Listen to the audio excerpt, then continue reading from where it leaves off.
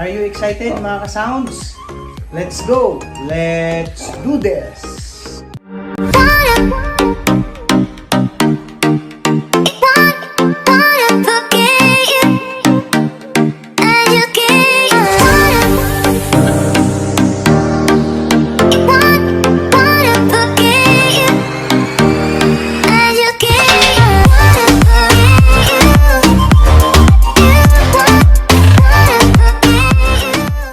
What's up mga ka-sounds? For today's vlog, nandito tayo ngayon sa ating munting farm. So ayan mga ka-sounds, matagal-tagal din tayo. Hindi tayo nakakapag-upload ng mga videos about sa farming. But for now, tuloy-tuloy na yung pag-vlog natin dito sa ating munting farm. Alright? I don't wanna go out on my own. Maybe we could stay and make a home. So dito mga ka-sounds, ito naman yung inay natin na merong codename si Juicy Minis. Kung makikita nyo, ang laki na ng tiyan niya. Kasi mga anak to ngayong March 1. Ayan. Ang kagandahan nito, madali ang paglilinis kaya bumili tayo ng Kawasaki Water Sprayer. para talaga sa kanila, para hindi tayo mahihirapan ng paglinis. Kasi pag ganito na yung mga kulungan mo, yung tinatawag na gestating area, dapat meron ka ng ganito. Kasi mahirap pag mano-mano katulad ng dati. Kaya nag-provide tayo ng ganito para easy na lang yung paglilinis sa kanila. But dito tayo sa ating patining pin. Huwag mong subukan. Masisira ang buhay mo. Sana all. So meron tayo ditong 7 piraso. Ayan. Ayan, 7 piraso to, ready for dispose. But ano pa lang to, 2.5 months. Target natin dito na makuha yung 3.5 months bago natin i-dispose. Kalamitan dati, yung mga lahi ko dito 4 months. But syempre, nag-upgrade na tayo ng mga magandang breed. Na-try na natin dito mag-dispose na 3.5 months. Yun, pasok sa linya 9 or linya 90 up yung timbang natin dito. So ito, nag-inject pa lang ako dito ng multivitamins B complex. Yung tinatawag 3 ml kahapon. And then syempre, bago tayo nag-inject ng 3 ml na vitamins B complex, syempre nagpurga muna tayo kasi yung pakain natin dito nag-change na tayo ng grower stage. From starter, naging grower stage na tayo sa ngayon. Kaya bago tayo mag-change ng feeds, kailangan muna natin i-make sure na nakapurga dapat tayo. Yan yung mga ginagawa nating practice dito sa ating munting farm. And then pagkapurga, kinabukasan, nag-inject ako ng vitamins B complex. And then kinabukasan ulit, nag-inject ulit ako ng iron sa kanila. Yan yung kagandahan nito, mga ka-sounds. Kasi dapat pag nagpurga tayo, dapat complete vaccine. Yan yung pinapractice ko dito. Yung iba, kanya-kanya tayong mga practice sa ating mga farm. Siyempre, based sa kaalaman mo and then sa experience mo, i-apply mo din sa sarili mong farm. But dito sa akin, yan yung mga in-apply ko dito. Based sa aking kaalaman lang. Hindi naman tayo masyado expert pagdating sa mga ganyan. But yan yung mga alam natin dito sa ating farm. And then tested na din. Kasi matagal na tayo nagpo-farm. Almost nag-start tayo 2009 pa. 2009 tayo nag-start ng farm natin dito. So far okay naman yung practice na ganito. Wala namang problema sa kanila. Nga lang, syempre, sa umpisa, wala pa tayong ganito, mano-mano muna. Yung tabo-tabo lang, balde. So, mas maganda ang mayroong ganito. Easy yung trabaho. Napakadali. Ang paglilinis ng mga inahin natin and then dito sa ating mga patining, napaka-easy. Kailangan nyo lang talaga magtiyaga or gumamit ng kuryente. Ganito. Hindi katulad ng tabo-tabo, makakatipid ka kasi walang kuryente na involved. Dito, kailangan mo talaga mag-sacrifice. Kung madali yung trabaho, kailangan mo ng sacrifice. Ng kuryente, gagamit ka nito. So, ito na, yung mga patining natin. But dito, meron tayo ditong 3 piraso.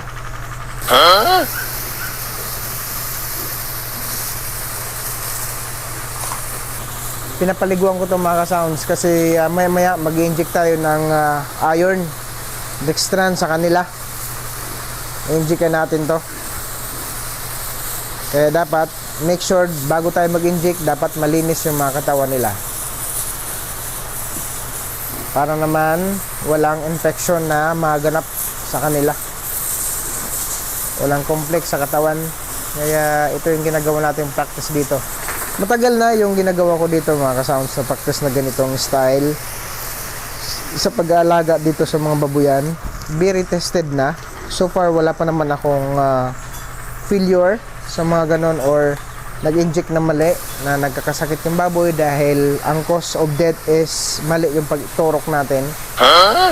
Siyempre bago tayo mag-apply ng ganon, siyempre based sa kaalaman natin, nagre-research din ako para safe yung mga alaga nating baboy. So ito, meron tayong 3 piraso dito sa second patining pin. Kasi ito yung mga maliliit. So hiniwalay natin dun sa malalaki kasi tendency nun pag nagpapakain tayo hindi sila masyado nakakain gawa ng kino-cover up ng mga malalaki. Binabody shot kumbaga. Kaya ayan, sineparate ko dito kasi available naman yung second patining pin natin. So malaya sila dito kumakain ng gusto nila. Kasi hindi nakakahabol yung katawan nila dun sa malalaki. And then pag lunch time, nagpapakain din tayo nito. So ang pakain natin dito is 3 times a day sa ngayon. Kasi may nahabol tayong target na days ng pag-dispose sa kanila.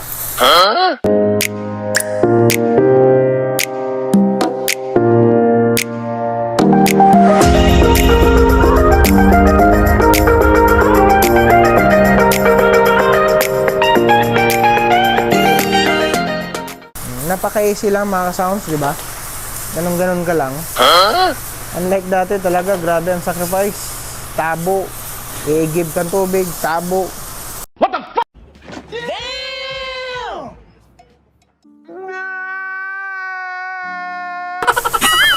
Sakripisyo. Ang hirap. Okay lang sana kung malit lang yung baboy mo pag ganito karami, ang hirap. Ang hirap i-practice. So tara dito tayo sa ating third patining pin.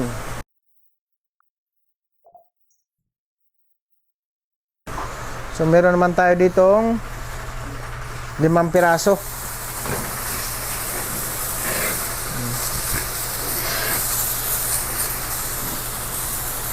Limang piraso ang meron tayo dito mga ka-sounds.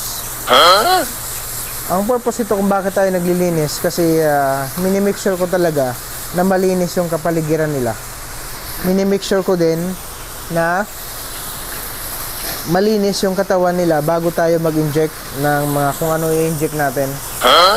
Para iwas infection sa katawan. Yan yung pinaka-importanting bagay.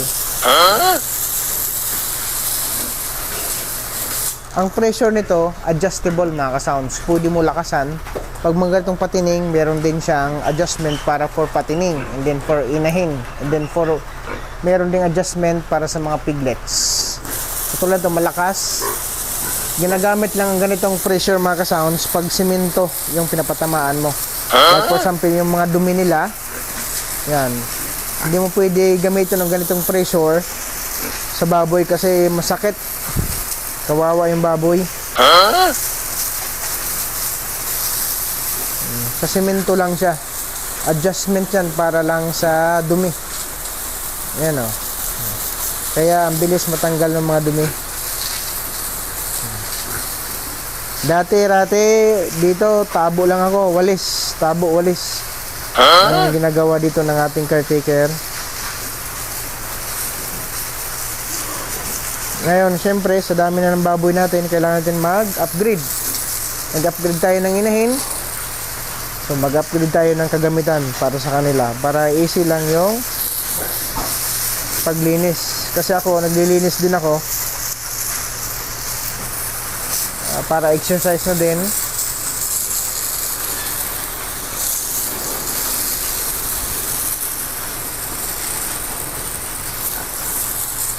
So, katulad nito, so kailangan natin mag-adjust. Tulad nito, i-adjust natin para paliguan na yung mga patining natin. Tulad nito. Ayan yung tama sa kanila. Hindi siya masakit. Parang shower lang din. Ang kagandahan ng mga ganito. Hindi yan masakit, mga sounds. So, parang shower lang din. Tanggal talaga yung dumi sa katawan nila.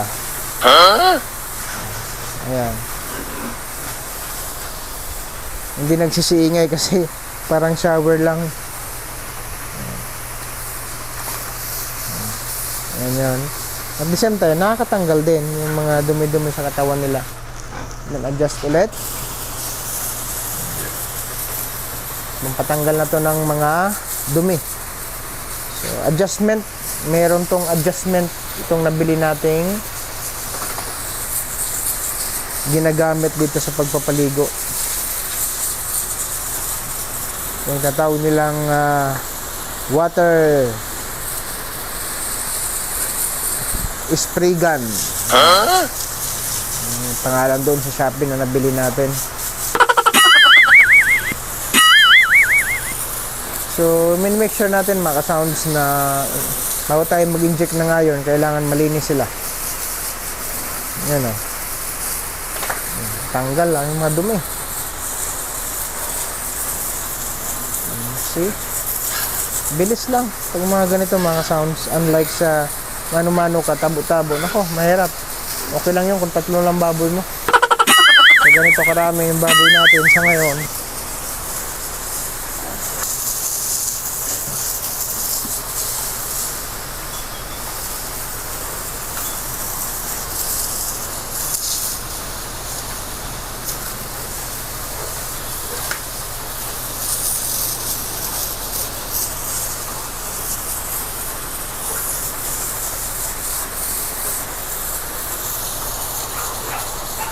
Ganito din ba sa inyo mga ka-sounds pag meron kayong mabubuyan na ganito yung pinapractice nyo? Nagpapaligo muna kayo. Pag natuyo na, bago sila injikan, kailangan patuyuin muna yung katawan nila. Make sure na kailangan malinis talaga kasi iwas infection. Yan yung pinakamahirap na bagay pag na-infection yung mga baboy natin, tapos nag-i-inject tayo na madumi. Yan, pinapasok yan ng mikrobyo. Kaya mas mainam bago tayo mag-inject, agapan natin.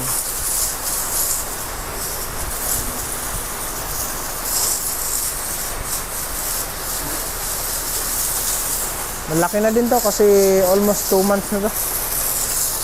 Target lang natin dito 3.5 months.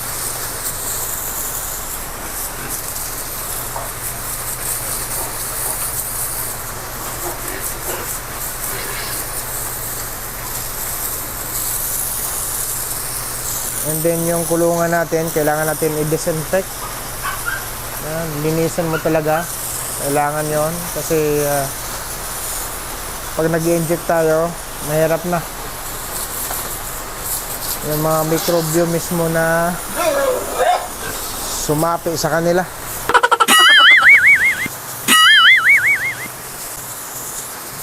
Linis tayo. So ayan mga sounds, make sure na kailangan malinis yung mga baboy natin especially dito sa ating patining. Kasi natapos natin magpurga, so change to grower stage. Then, ang gagawin naman natin, nag-inject tayo ng multivitamins B complex. Ayan. And the last, mag-inject tayo ng iron. Ayan. So, mamaya, ipakita ko sa inyo kung paano tayo mag-inject ng iron. Alright. So, mga ka-sounds, mag-inject tayo ng iron. So, natapos natin paliguan. Dinisinfect na natin yung kulungan, pati yung katawan nila. So, tuyo na yung kulungan. And then, yung mga patining natin. Siyempre, mag-inject tayo ngayon ng iron sa kanila. Kasi, napurga na natin to. And then, nag-inject na tayo ng vitamins B complex. Ngayon, last, magbabaksin na naman tayo ng iron. Importante ito sa kanila mga ka-sounds kasi ayaw, nangyayari. Siyempre yung gamit natin dito, yung iron dextran, ayan, mula sa Sopra. Ito yung gamit natin sa kanila.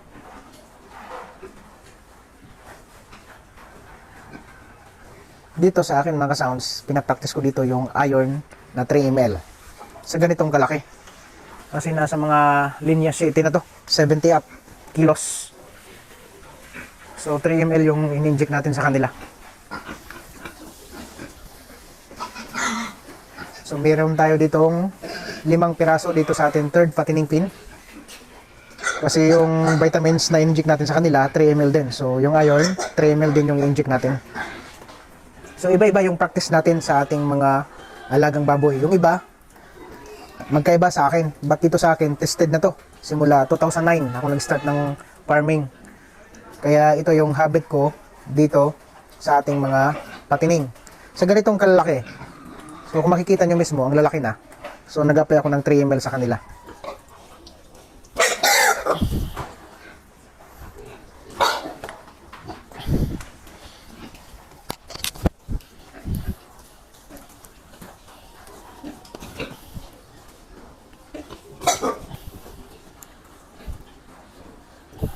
Ang ganda ng iron mga ka-sounds kasi dagdag puwersa to sa katawan nila para makomplete natin yung vaccine after magpurga. So ngayon, iron na naman.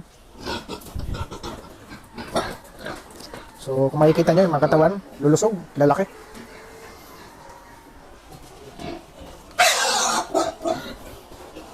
Malayo yung mga baboy natin dati na lahi. Kasi ito, magandang breed to na meron tayo dito. At the same time, nagbibinta din tayo ng mga ginagawang inahin. At saka, yung ginagawang bur. Ayan, nagbibinta din tayo dito ng mga gagawing bur. Nga lang, hanggang F1 lang tayo. Ito yung last booster shot natin sa kanila. Halos tinatago nila yung mga leg nila.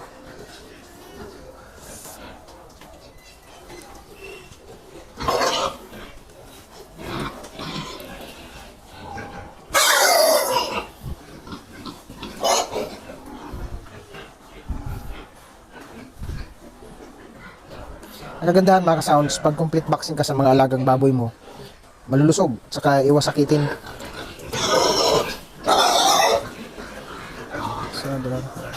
Okay na. So dito naman tayo sa pangalawang patining pin. So siniparate natin dito yung tatlo kasi gaya ng sinabi ko, pag nagsikainan na, ayun, naagawan ng malalaki. Kaya mas mainam na sinisiparate natin yung malalaki isa sa maliliit.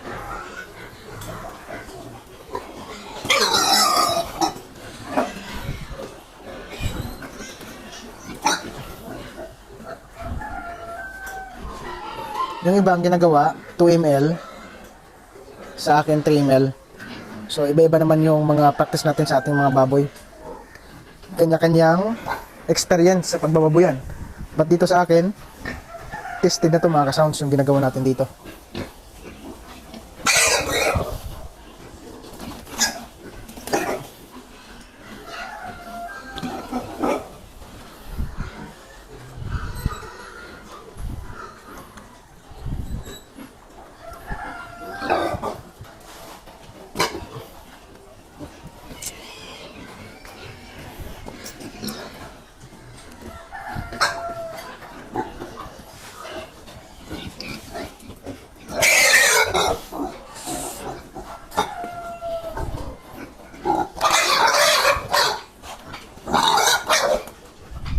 So tara, dito naman tayo sa ating first patining pin. So tapos na tayo dito sa second and third.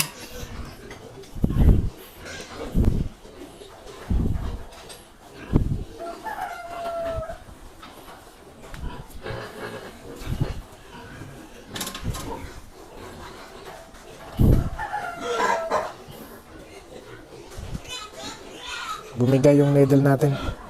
Teka, ano lang natin. Ayun, okay na.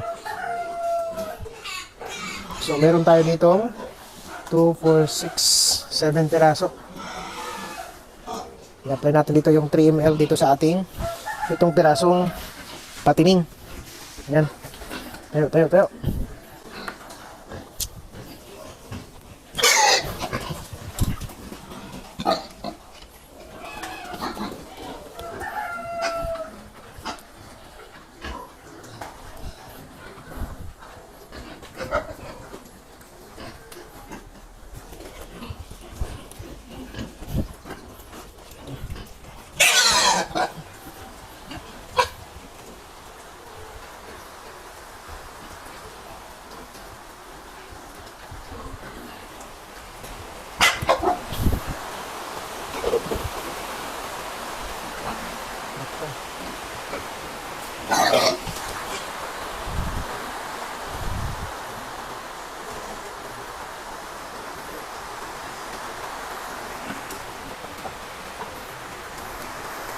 So ganito mga ka-sounds yung nag-apply natin dito sa kanila. Kanya-kanyang diskarte lang pagdating sa bababuyan. Siyempre tayo, ito yung practice natin dito. Yung iba naman based sa research nila and then sa paniniwala nila, magkaiba sa practice natin dito. But tayo, ito, pinapakita ko sa inyo. Ito yung practice natin dito sa farm.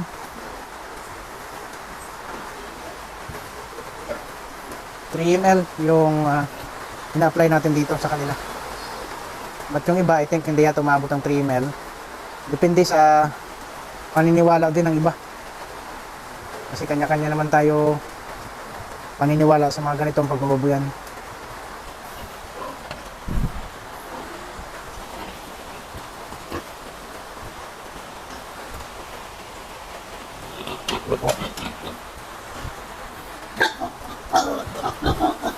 Laki na nito, no? Haba.